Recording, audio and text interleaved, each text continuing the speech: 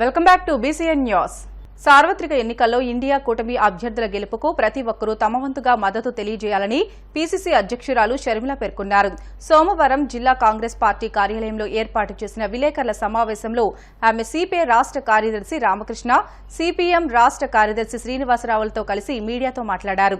BJP ప్రజా సమస్యలను గాలికి వదిలేసి అంబానీ, అదానీల ఆదాయం రెట్టింపు చేసే పనిలో ఉందని అన్నారు. 2014 ఎన్నికల సమయంలో తిరుమల వెంకన్న సాక్షిగా రాష్ట్రానికి 10 సంవత్సరాల ప్రత్యేక హోదా, రాజధానికి నిధులు, దొగ్గరాజపట్నం, ఓడరేవు, విశాఖ రైల్వే జోన్, వెనుకబడిన జిల్లాలకు నిధులు వంటివి ఇస్తామని హామీ ఇచ్చి అధికారంలోకి వచ్చాక గాలికి వదిలేశారని ఆరోపించారు. రాష్ట్ర విభజన హామీలు అమలు చేయాలంటే కేంద్రంలో కాంగ్రెస్ పార్టీ అధికారంలోకి వస్తేనే సాధ్యమవుతుందని అన్నారు. బీజేపీ పార్టీ వాళ్ళకు సంబంధించిన స్నేహపూరిత పార్టీలు అన్నీ ఒకవైపు ఉన్నాయి. ఈరోజు కాంగ్రెస్ పార్టీ, కమ్యూనిస్ట్ పార్టీలు ఇంకోవైపు ఉన్నాయి.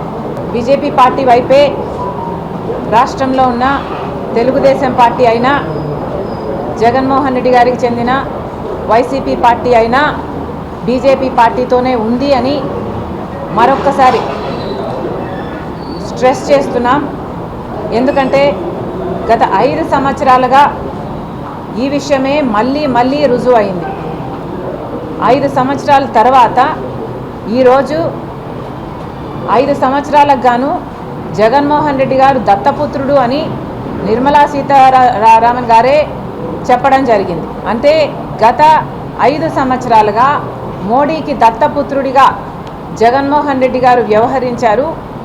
జగన్మోహన్ రెడ్డి గారు రాజశేఖర రెడ్డి గారి వారసుడు కంటే కూడా ఎక్కువ మోడీ వారసుడిగా, మోడీ దత్తపుత్రుడిగానే ఎక్కువ వ్యవహరించారు. ఈరోజు ఎన్నికలు వచ్చాయి కాబట్టి కొత్త నాటకానికి తెరలేపుతూ ఈరోజు బీజేపీ పార్టీకి చెందిన అమిత్ షా గారు నిన్న మాట్లాడతారు, వైసీపీ ప్రభుత్వం అవినీతిలో మునిగిపోయింది అని. అయ్యా అమిత్ షా గారు, మీరు కేంద్రంలో అధికారంలో ఉన్నారు. మరి వైసీపీ పార్టీ, వైసీపీ ప్రభుత్వము ఇంత అవినీతిలో కూరుకుపోయింది అని మీకు ముందు నుంచి తెలిస్తే మీరు ఏ చర్య 5 సంవత్సరాలుగా ఎందుకు తీసుకోలేదు? కేవలం మీ దత్తపుత్రుడు కాబట్టే మీరు తీసుకోలేదు అని మేము ఆరోపిస్తున్నాం. మీరు కేంద్రంలో ఒక వాచ్ డాగ్లా, ఒక కాపలా కుక్కగా ఉండాల్సిన మీరు, దేశానికి మీరు వాచ్ డాగ్, కేంద్రంలో మీరు అధికారంలో ఉన్నారు. మరి అలాంటప్పుడు ఒక రాష్ట్రంలో అవినీతి జరిగింది అని మీకు తెలిస్తే ఒక ఈడీ అయినా, ఒక కాగ్ అయినా ఎందుకు మీరు ఆదేశించలేదు? ఎందుకు ఏ చర్య తీసుకోలేదు? ఎందుకంటే జగన్మోహన్ రెడ్డి గారు మీ దత్తపుత్రుడు కాబట్టి, ఎందుకంటే జగన్మోహన్ రెడ్డి గారు మీరు చెప్పిందల్లా చేసే మనిషి కాబట్టి, ఎందుకంటే జగన్మోహన్ రెడ్డి గారు మీకు తొత్తు కాబట్టే ఈ 5 సంవత్సరాలు ఆయన మీద ఏ చర్య తీసుకోలేదు. సంవత్సరాలుగా ఒక్క హామీ కూడా, ఒక ప్రత్యేక హోదా అయితేనేమి, పోలవరం ప్రాజెక్ట్ అయితేనేమి, రాజధానికి నిధులు అయితేనేమి, కడప స్టీల్ ఫ్యాక్టరీ అయితేనేమి, దుగ్గరాజపట్నం పోర్ట్ అయితేనేమి, అటు నార్త్కు ఇటు రాయలసీమకి స్పెషల్ ఎకనామిక్ ప్యాకేజీలు అయితేనేమి, స్పెషల్ రైల్వే జోన్ అయితేనేమి, ఒక్కటంటే ఒక్క వాగ్దానం కూడా బీజేపీ పార్టీ 10 సంవత్సరాలుగా నిలబెట్టుకోలేదు. బీజేపీ పార్టీ అంత మోసం చేసినా కూడా తెలుగుదేశం పార్టీ, వైసీపీ పార్టీ అదే బీజేపీ పార్టీతో పొత్తులు పెట్టుకున్నారు, తొత్తులుగా మారారు. మళ్ళీ చెప్తున్నాము, బీజేపీ పార్టీని ఎదిరించగలిగిన ఏకైక పార్టీ అలయన్స్ ఇండియా బ్లాక్ మాత్రమే. కాబట్టి ప్రజలందరూ ఎన్నికల వేళ ఈ అలయన్స్ను బలపరచాలి. మనకు పోలవరం ప్రాజెక్టు కావాలన్నా, ప్రత్యేక హోదా 10 సంవత్సరాలు ఇస్తామని రాహుల్ గాంధీ గారు కాంగ్రెస్ మేనిఫెస్టోలు పెట్టడం జరిగింది. మనకు రాజధాని కావాలన్నా, మనకు ఏ మేలు జరగాలన్నా, మన రాష్ట్రం అభివృద్ధి చెందాలన్నా కాంగ్రెస్ పార్టీ అధికారంలోకి రావాలి. ఆర్యవైశ్యుల సమస్యల పరిష్కారానికి అన్ని విధాలా కృషి చేయడంతో పాటు వారి అభ్యున్నతికి టీడీపీ ప్రభుత్వం శక్తివంచన లేకుండా కృషి చేస్తుందని టీడీపీ కడప లోక్సభ అసెంబ్లీ నియోజకవర్గాల అభ్యర్థులు మాధవిరెడ్డి, భూపేష్ రెడ్డిలు తెలియజేశారు. కడప నగర శివార్లోని విష్ణుప్రియ కళ్యాణ మండపంలో ఆర్యవైశ్యుల ఆత్మీయ సమావేశం నిర్వహించారు. ఈ కార్యక్రమానికి ముఖ్య అతిథులుగా విచ్చేసిన వారు మాట్లాడుతూ ఆర్యవైశ్యుల సంక్షేమానికి టీడీపీ ప్రభుత్వం కట్టుబడి ఉందని తెలియజేశారు. ఆర్యవైశ్య కార్పొరేషన్ కు అవసరమైన నిధులు కేటాయించడంతో పాటు చిరు వ్యాపారులకు వడ్డీ లేని రుణాల సౌకర్యం కల్పిస్తున్నామని అన్నారు. ఈ కార్యక్రమంలో టీడీపీ నేత దుర్గాప్రసాద్, రమణయ్య, శ్రీనివాస్ కుమార్, ఆర్యవైశ్య ప్రముఖులు పడుచూరి వెంకటేశ్వర్లు పాల్గొన్నారు.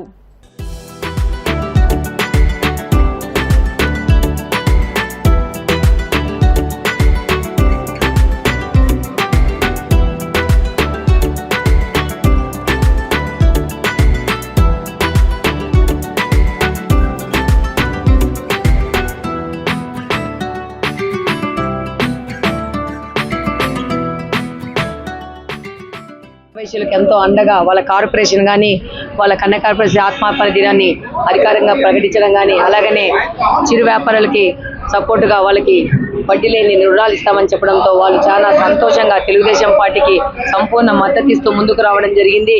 మేము కూడా కడప నియోజకవర్గంలో మేము చెప్తున్నాము, ఆర్యవైశ్యులకి అండగా ఉంటూ వాళ్ళ సమస్యలను తీరుస్తూ, వాళ్ళు ఈరోజు ఆర్యవైశ్యుల వల్లనే మన ఆర్థిక రంగం ఉంది. వాళ్ళు బాగా వ్యాపారాలు చేసి డబ్బులు సంపాదించి బాగా ట్యాక్స్ కొట్టి మన దగ్గరకు వచ్చే డబ్బులు మనం కూడా వాళ్ళకి స్పెండ్ చేసి ఇచ్చి వాళ్ళ వ్యాపారాలు చేస్తేనే మొత్తం ఇది ఒక సైకిల్. సో సొసైటీకి చాలా ఇంపార్టెంట్ అయిన వాళ్ళు ఆర్యవైశ్యులు.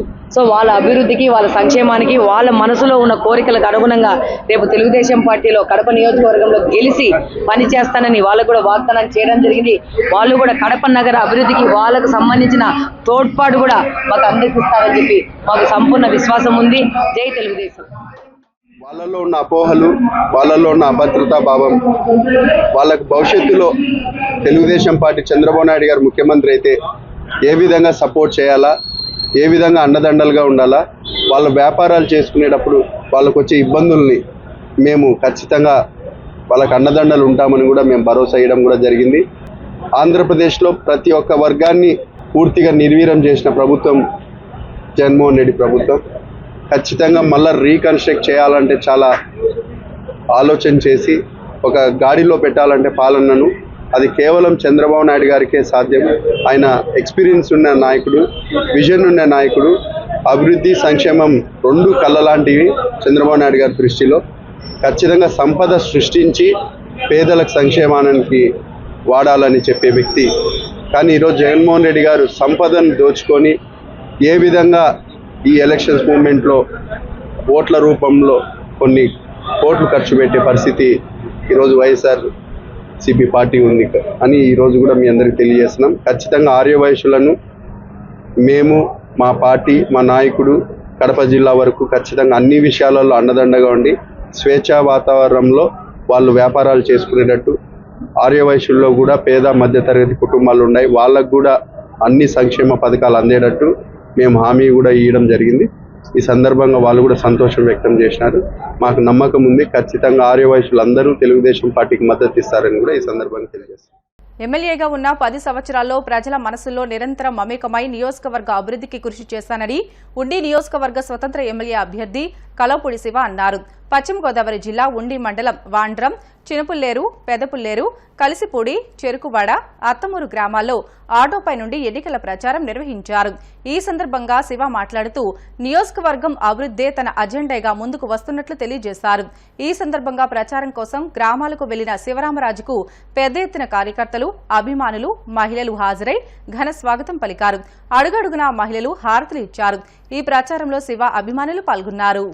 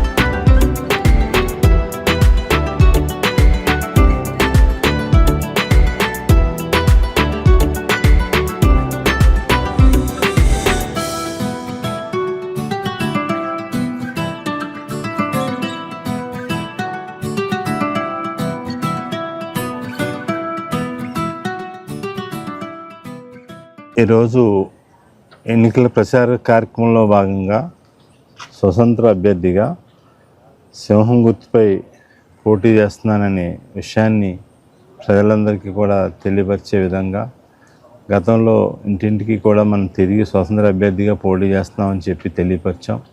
సింహం గుర్తు వచ్చింది. సింహం గుర్తు మీద మనం ఎన్నికల రంగంలో ఉన్నామని చెప్పి ప్రజలకు తెలియజేస్తూ 13న జరిగే ఎన్నికల్లో అందరూ కూడా సింహం గుర్తుపై ఓటు వేసి గెలిపించమని చెప్పి ప్రతి గ్రామంలో కూడా అభ్యర్థించుకుంటూ వచ్చాము. ఈరోజు చేసి వాండ్రం ప్రజలకి ఈ అన్ని విధాలుగా కూడా అభివృద్ధి, సంక్షేమాన్ని సమర్థవంతంగా చేయగలిగాం. అట్లాగే పెదపుల్లేరు గ్రామం మన కీర్తిశేషులు పూజ్యులు కల్లిండి రామచంద్రరాజు గారి స్వగ్రామం. ఆయన 5 టర్ములు ఎమ్మెల్యేగా చేసి ఈ ప్రాంతానికి ఎనలేని సేవలు చేసిన మహోన్నత వ్యక్తి. అబ్బారాజు గారు ఆకాంక్షకు తగ్గట్టుగా నేను ఆ గ్రామంలో కోఆపరేటివ్ సెక్టార్ని బలోపేతం చేశాము.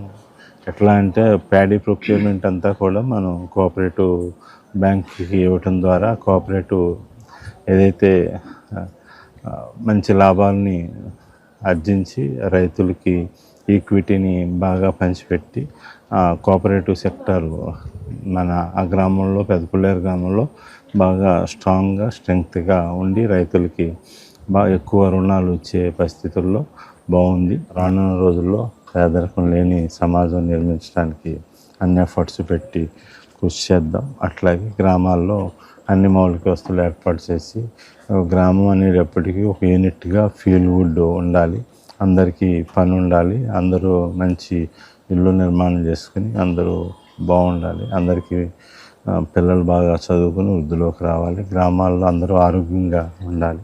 ఇవన్నీ కూడా జరగాలనేది నా విషయం. ప్రజల ఆకాంక్షకు తగ్గట్టుగా ప్రజల ఆశీస్సులతోటి రానున్న రోజుల్లో కష్టపడి ప్రజల కోసం పనిచేస్తాను. ప్రజల ఆదరణకి కృతజ్ఞని. అందరికీ కూడా ప్రత్యేకంగా నమస్సుమాంజలు తెలియజేస్తాను.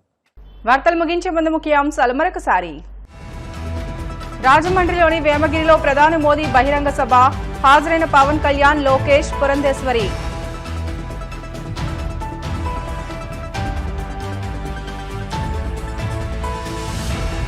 పవన్ కళ్యాణ్ పై విరుచుకుపడ్డ ముద్రగడ్డ పద్మనాభం, పిఠాపురంలో ఓటమి తప్పదంటూ హెచ్చరిక.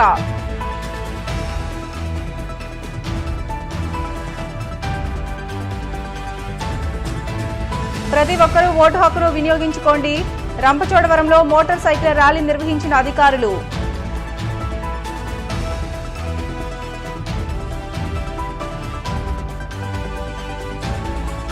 ఉండి మండలంలో స్వతంత్ర అభ్యర్థి కలవపూడి శివ ఎన్నికల ప్రచారం, భారీ మెజార్టీతో గెలిపించాలంటూ ఓటర్లకు విజ్ఞప్తి.